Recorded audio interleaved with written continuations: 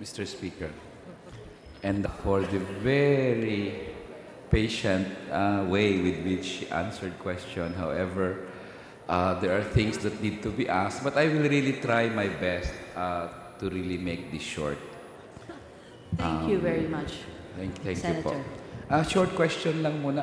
Alam niyo po, matagal ko nang naririnig ko na sa media ito pong issue ng veterans na hindi nabibigyan itong World War II veterans na mayroong mga surviving spouses at may mga yung total administrative disability nila, arrears.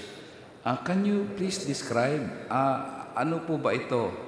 Are they entitled to the funds? May na-release na po bang budget para sa kanila? And na-release na po ba ito? At kung hindi na-release, bakit hindi na-release po? Para mabilis na lang po. Your Honor,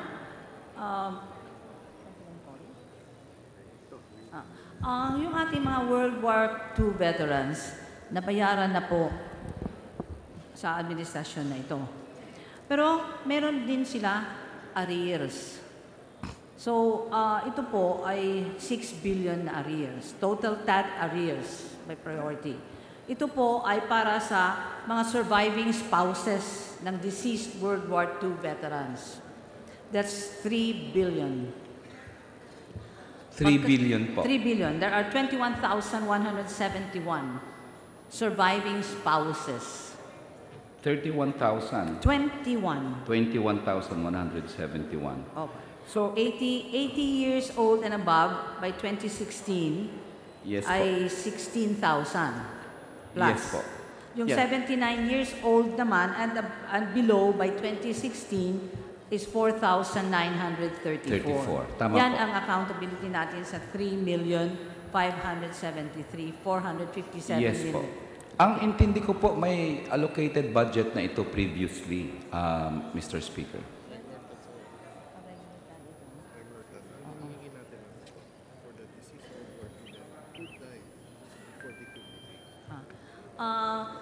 Sa regular TAD yun, yung nasa ating budget. Ang hinihingi natin ngayon po ay para Yung sa arrears. Arrears. Yung arrears na ay para doon sa mga World War II veterans who died before they could be paid its benefit in 2013. Opo. So, bakit po hindi sila na bibigyan ng karampatang arrears nila? Lumaban naman sila nung panahon ng gyera, laban sa Hapon. So, ano po ang dahilan bakit hindi naman natin i-recognize yung mga arrears na ito ng mga veterans? Since 1994 kasi po ay walang na-appropriate. So hinihingi naman nila. Hinihingi po. Pero ang Malacanang, hindi Hindi sila nasa- nilalagay sa National Expenditures Program and therefore hindi sila Hindi nagkakaroon ng nasasama pera. sa NP. Opo. So I'm sure that the current administration would be willing to provide these funds. After all, 3 billion is a chicken feed in a 3 trillion budget, and considering the huge billions given by this administration to various projects, maybe 3 billion is not that big an amount, distinguished colleague, for our World War II veterans. Opo. Alam mo, Your Honor, ay talagang i-consider natin itong hinihingi nila doon sa during the period of amendments. Sana Okay. matulungan natin sila dito. So ang nangyari pala, humingi ulit sila sa Malacanang but hindi pa rin in-include ng DBM sa NEP yung budget nila. Tama po. Pero amenable na ba ang DBM ngayon ayon sa information ng DND na sige na, i-approve, bigyan nyo na ng budget yan? Silent po ang DBM dito, pero sana matulungan natin talaga sila. This is now tayo na, atin na ang a work of Congress. It's a word of Congress. Kahit hindi nilagay ng Malacanang, Hihingin. once in a while, mag-exercise ang Congress Opo. ng kanyang constitutional power na magpasa ng budget. Yes. Tama. So, yun po. Maraming salamat po. And I really hope that this Congress will now grant the arrears at matagal nang hinihingi ng ating mga World War II veterans, lalo na kailangan na ng kanilang pamilya yon. Opo, And in talagang recognition, kailangan na po. salamat. In recognition din sa kanilang ginawa ng World War II. No? So, maraming salamat po. And for the record, I'm really optimistic that this Congress will assert its power to approve the budget and pass this 3 billion peso budget. Maraming salamat po. Back na lang po doon sa pinag-usapan natin the last time, ito pong issue ng Lumad Killing. So, naging issue po ito noong panahon ng hearing natin, itong nangyari sa Lianga in particular, yung pagpatay kay Aurelio Sinzo, kay Jonel Campos, at kay Tatay Imok sa Marcan. So, tanong ko lang po, kamusta na yung ating investigasyon doon sa pagkamatay ng tatlo po?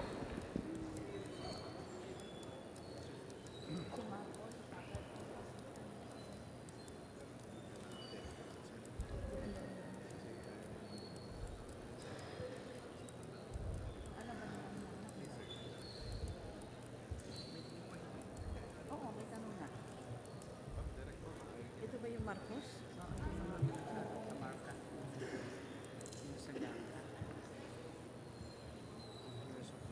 Ito ba ang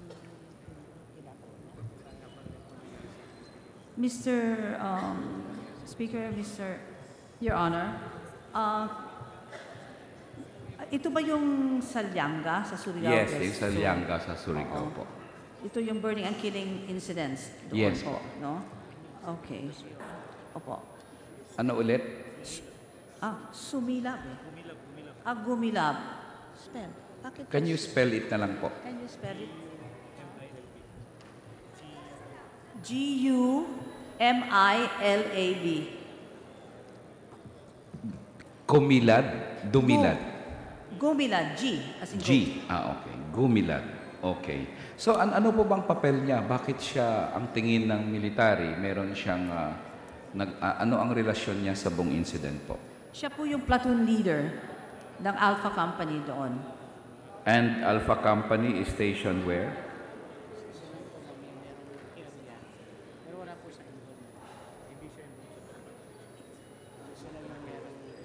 Siya lang kasi, hindi daw siya involved sa pagpatay. Yes. Pero siyang platoon leaders ng operating troop doon. Yes. So, ang unit So he niya... has an area of responsibility. ano po ang unit niya? Platoon, ano po siya? Anong kumpanya niya? Alpha Company. Ng anong... 75th IB. 75th Infantry Battalion. Oo. Tama po. Opo, opo. Led by 75th in IB is led by Colonel... Pardon? Apas. Can I get the first name, please? What's the first name of Colonel Apas, please?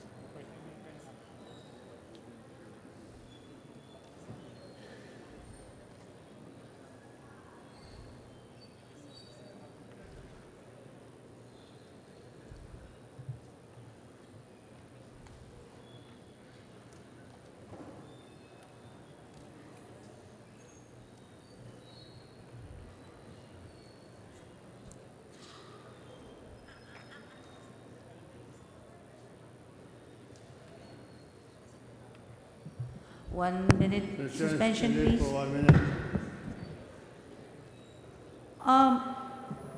The name is Lieutenant Commander Harold Akas, A-K-A-Z. Lieutenant Commander meaning sa Navy po siya. I'm sorry, Lieutenant Colonel. I'm sorry, Oh, okay. Lieutenant Colonel. I thought Lieutenant Colonel Harold Apas, A-P-A-S. A-K-A-Z. A-K-A-Z. Yes. So, may we know, so From the itong 4th si- Division. Based in Cagayan de Oro. 4th Division. Opo. Okay. So itong si Lieutenant, I'd really like to make this shorter. Gusto ko pabilis. Pero kung medyo mabagal ang ating DND to find out the name dun sa lugar na yon, kung saan ang panangyarihan ang krimen, medyo matatagalan po tayo nito. So I hope it won't be long for simple things like the name of the commanding officer. So itong si Lieutenant Ignacio nandoon sa lugar sa Lianga. He is the platoon leader of the one in charge with jurisdiction over Lianga. Tama po? Tama. Tama. At may platoon siya na Alpha Company, Alpha Platoon. Yes, Alpha Company. Alpha Company, platoon, sorry. Tama? Platoon leader, yeah. Ilan po ang miyembro nito? Ilan niya? Ng platoon niya?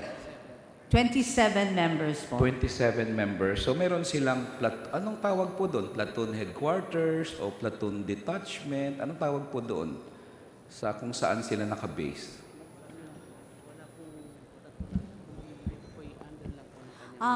At sa incident nito, wala po doon ang platoon. Yes, but there is a Pero- base there somewhere. So saan sila ano pong tawag doon sa kung saan nakabase ang platoon?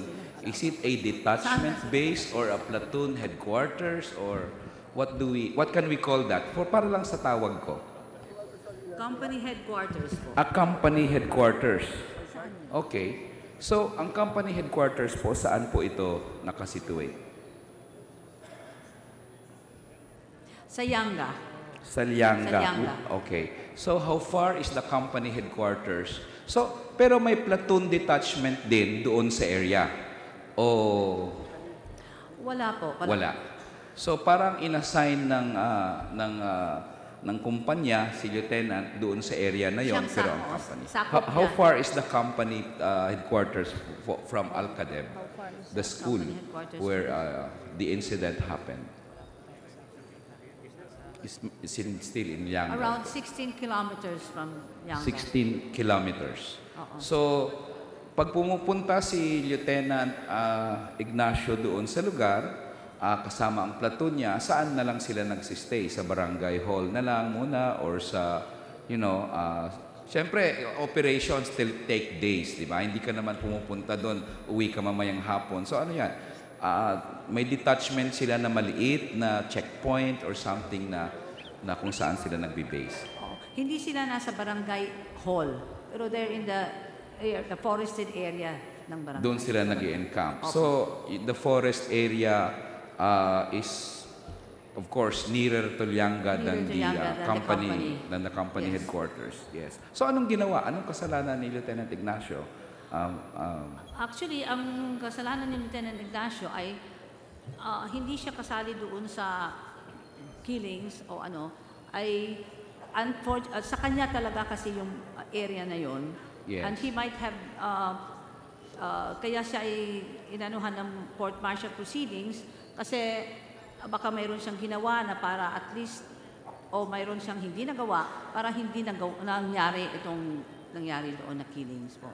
So, that is a recipe for the dismissal of the court-martial. If that is how the AFP will describe the acts of Lieutenant Ignacio. I mean, Mr. Speaker, distinguished colleagues, and kahit na first-year freshman lawyer ka, kung ganun ang elements ng crime na sinampa sa'yo, parang kunya-kunyari lang yan na kaso. Kasi ang laman ng krimen, baka wala kang ginawa na something. Di siyempre, sabihin ng akusado, ginawa ko naman po lahat. Hindi tapos na po ang kaso. So, can you describe, ano po ba? I mean, the military investigated this and all they can come out with is baka wala siyang ginawa. I mean, it took them months po. Opo. Actually, the Board of Inquiry recommended that the platoon leader face a court-martial so that his actions could be properly deliberated upon and he can fully air his side on his judgment call. Yes, okay. So, para daw tingnan yung actions niya, mapag-usapan kung yung actions niya ay tantamount to an offense under military law. So, ano po bang actions na ginawa niya?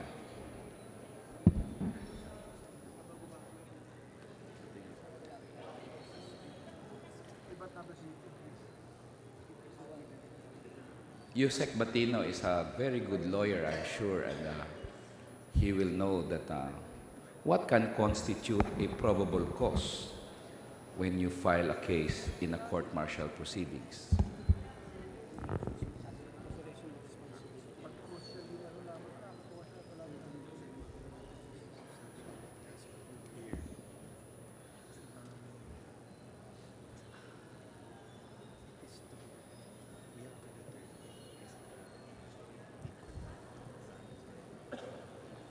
Yeah, yan ang sinabi ko na.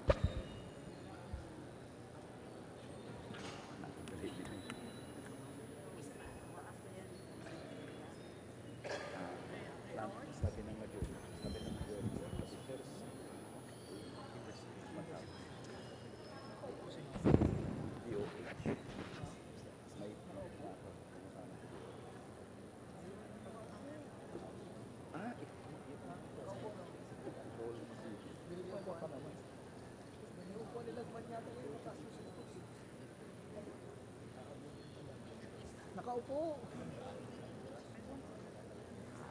Kaya nga, nakaupo na. Sinagman nga, nakaupo.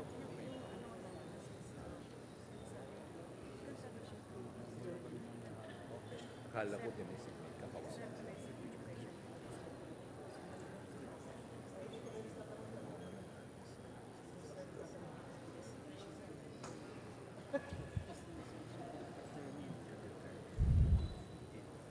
Session suspended for 1 minute.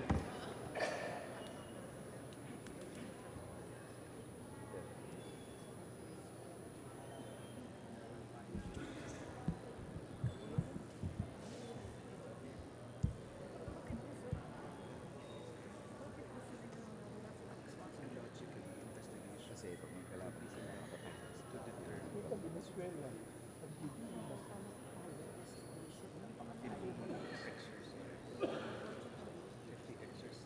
gusto mo pala panalo ka. Patay pa rin. Brazil. West Australia beat New Zealand. Need to beat Japan.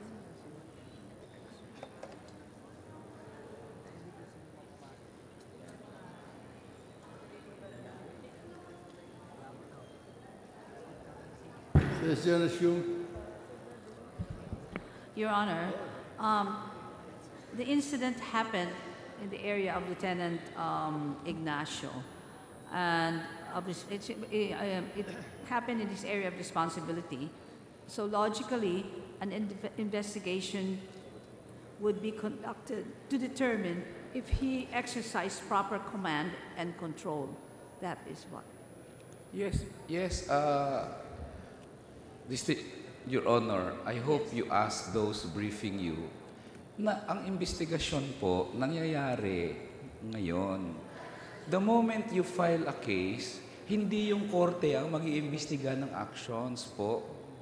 Parang nagsampa mo na ang piskal sa judge. O judge, iimbestigahan mo na lang kung ginawa niya o hindi yung krimen. No. Yusek Batino knows that. Dapat may tingnan muna ng investigador, ano ba ang ginawa nito? Then you build a case, you file in the court-martial. Kasi kung ang court-martial mo, sasabihin mo lang, court-martial, tingnan mo nga kung anong ginawa niya. Naging piskal si court-martial, tapos in the end, madidismiss kasi ang prosecution pala, wala namang kasong sinabi, tingnan lang kung anong ginawa niya, ano lang ito, papogi-pogi lang itong kasong to para may masabi lang pinaila namin ng kaso. So, ito na lang po ang tanong ko. Hindi alam ng investigation ng AFP until now kung ano ang ginawa ni Lieutenant Ignacio.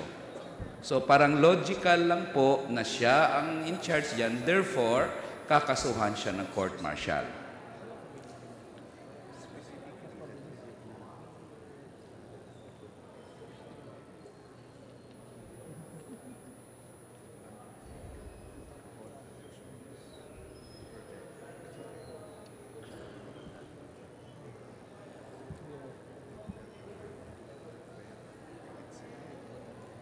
Nasayang pong oras natin sa I'm not talking to Your Honor actually.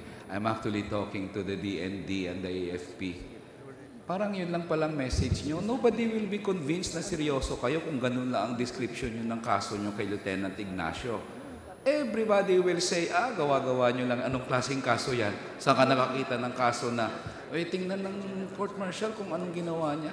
Walang ganon. I'm sure marami nang pinoprosecute ang jugs o kung yung military lawyers yan, and that's not how a case is filed before the court martial. Sayang yung oras ng court martial. Parang pinagginawa mo silang investigador. Secretary Gasmin. Ito ang mga Sinisweldohan natin ng court martial tapos gawin ng ordinary investigator. Just to show people na kunyari may ginawa.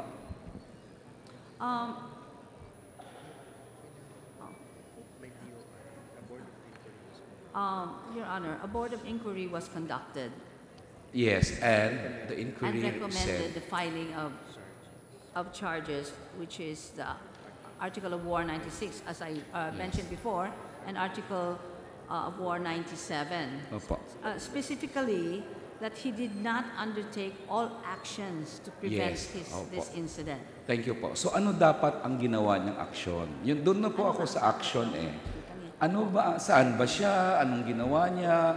What he Did should, he have a direct... what should he have done? Kasi kung wala pong laman yan, it's just a mere pakitang tao eh. Kung walang alam ngayon ang nag-brief po sa'yo.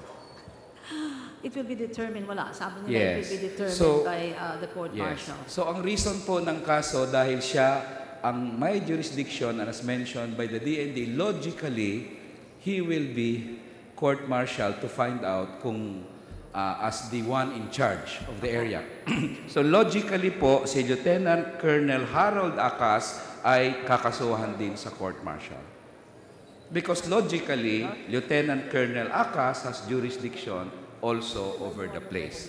This is one of the rare cases when a case is filed before a court at ang reason po ay logic rather than law. So Lieutenant Acas will also be charged.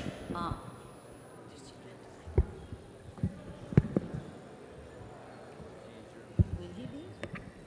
Ma'am, at the time of the incident, ACAS was an official lead. This is the officer in charge of the battalion. He has been relieved already. Your Honor? Yes po.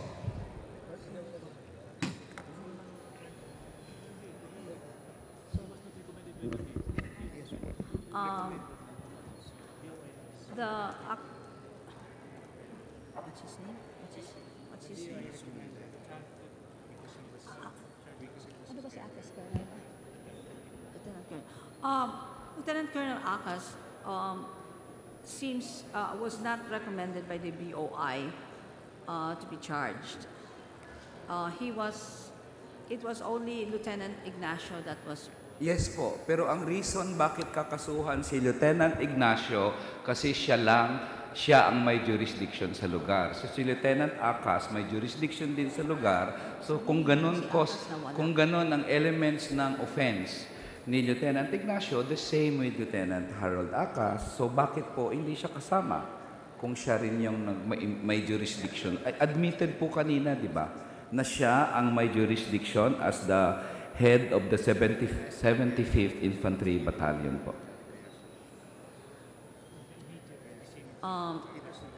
It was the direct area of responsibility of Ignacio Gumilab. Direct, that is the reason why he was the one that was court-martialed. Because of the direct responsibility. Thank you po. I will let that go for now po.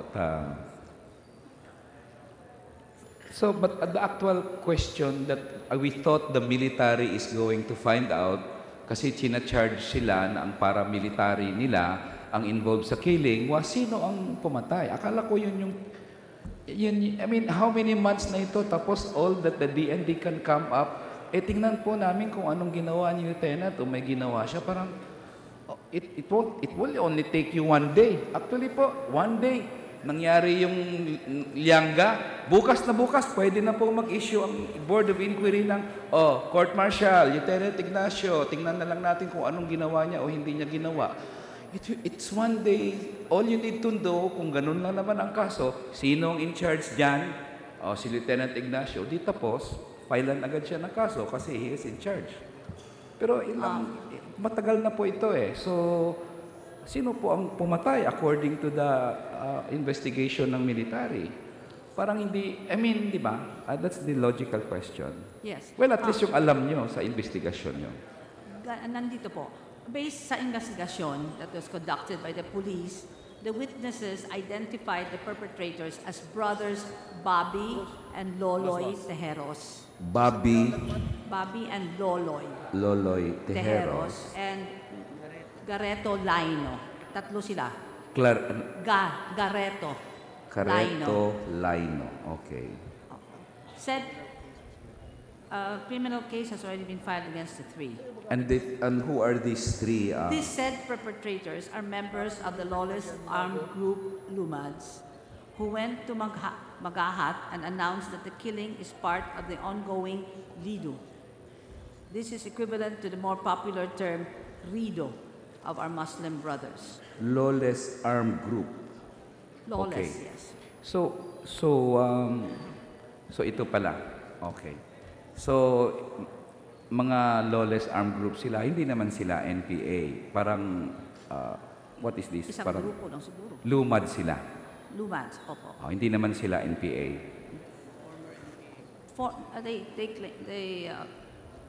They claim Mga to be bagani ang former tawag sa NPA. kanila. Pero lawless armed group na Lumads. Okay, oo. na lumads. Okay, sige. So, salamat po. By the way, may press con sa Krame a few weeks ago where there were 3 datos came out with a statement. May we know, nakalagay sa dyaryo yung pangalan nila, but I forgot. May we know sinong pangalan ng 3 datos na lumabas sa press con?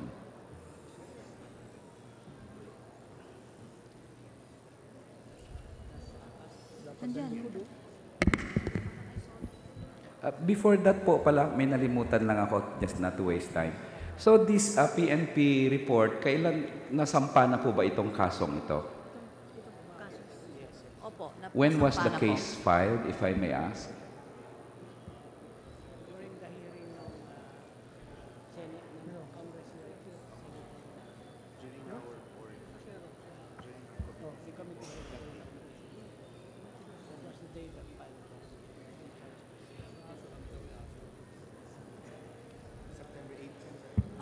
Sa September 8 po. September 8 na file ang kaso, but the police, courtesy sa AFP, also furnished the AFP a copy of the investigation of the case. Tama po. That's why you got to know of this case was because the police also furnished you a copy of the investigation. Yes, Tama we will po? ask- we will Yes. ask them to do- Yes. Kaya nyo alam na sila Bobby and Loloy Tejeros. Tejeros because the police. So September 8 na file, nabigyan kayo ng kopya ng police ng investigation a week or 2 weeks before that probably Nabigyan ba kayo? Yes. or about thereabouts. Kailan po nabigay ng police yung investigasyon nila sa inyo?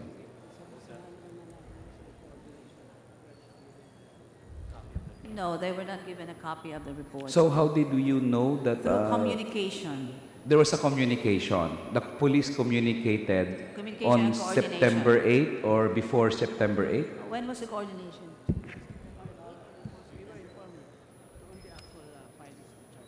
They were informed on the actual time of charge, that the charges were filed On September 8. on September 8. Okay, so then the case was filed also on September 8. Yes, Your Opo. Honor. So balik na lang po ako sa tanong, ano pong pangalan ng 3 dato? Even if you don't know the names of the dato now, may we know, totoo ba ang sinabi sa dyaryo that it was held in Camp Crame? There was a press con in Camp. They're not aware of it. So, Your Honor. kailan, so no one is aware of that press conference? Camp Crame daw kasi po yan, PNP. Yes. Oo. So the AFP spokesman was quoted in the news. May we know from the AFP spokesman if saan nangyari yon. I will not let go of this issue, and I really hope that the AFP DND will be able to answer this question. Because it was all over the media. It's really strange if the DND naman will say we don't know anything about that.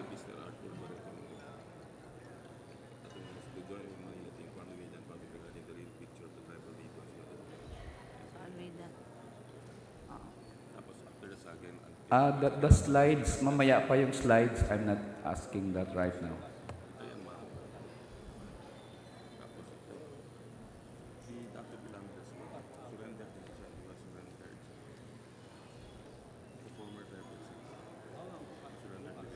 Is the AFP or spokesman present, Your Honor? Who is the AFP spokesman?